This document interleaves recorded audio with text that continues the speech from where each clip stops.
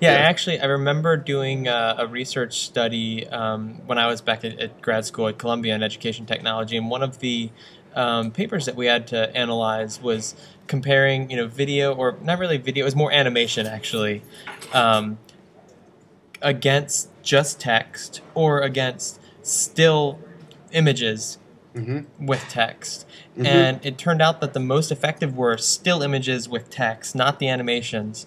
Hmm. So I'm not sure how that translates to video, but it's telling. And I kind of myself as a learner always kind of gear toward the hands-on. So that's an interesting thing to continue playing with, and having kind of the videos as the substitute for not having a teacher. For a lot of people that are maybe homeschooled and integrating it in those ways.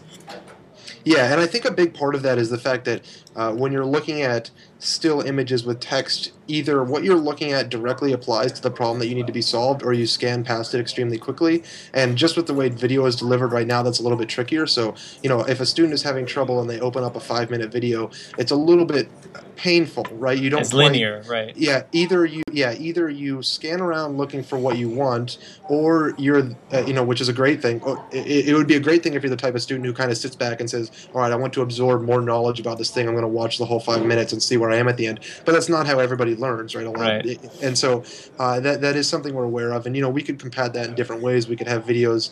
We could do a better job pointing you at the right spot in the video for depending on the type of mistake that you've been making on the problem. There's really a lot of things that we could do there. We're just getting started.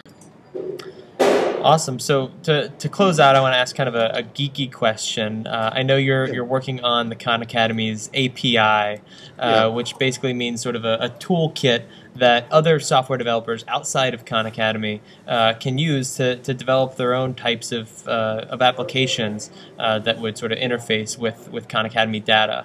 Can you explain a little bit more? And I might have even butchered, that Yeah. explanation, but about how that will work, and will that live on Khan Academy's site? Will these be kind of other websites, and how will that all sort of come together?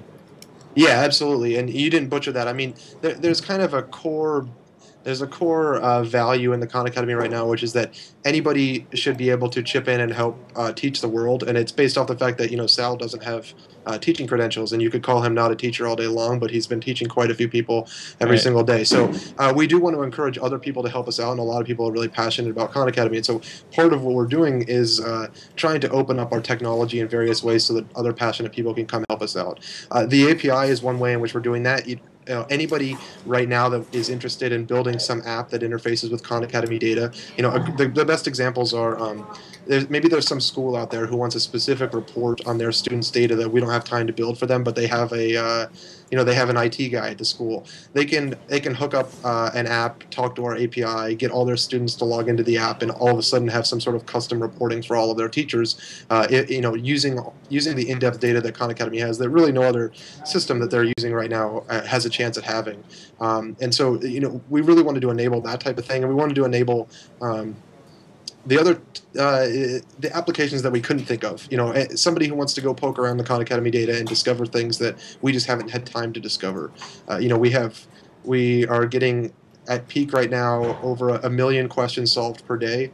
Wow. We're recording all types of data about all the attempts that the student tried to solve each problem, how many hints they took, whether or not they watched each video. There's a lot of data there to discover how effective different methods of learning are. And so, opening up our API is one step to enabling other people to help us learn about that data.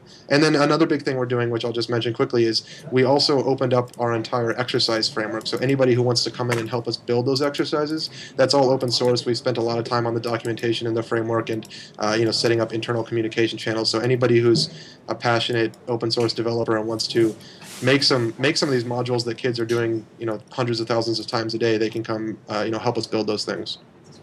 It's unbelievable. And you guys are not for profit, correct? Yes. Which Yeah. is the most incredible thing of all to me, that you guys are just doing this because you want to further education. I really think this is, a big part of the future of education, and I have a sense that you guys are just getting started. So it's I hope so. it's been a pleasure talking to you. KhanAcademy.org. I'm going to flash it on the screen right here, and you can follow them on Twitter at Khan Academy. I'm guessing, Yep. right? Yep. That's right. Yep. Great. Thanks so much. Thanks so much for the interview. I really appreciate it. No, it's been a pleasure, Ben. Once again, Absolutely. this is Andrew Cohen with EdTech Insider, and I look forward to seeing you next time.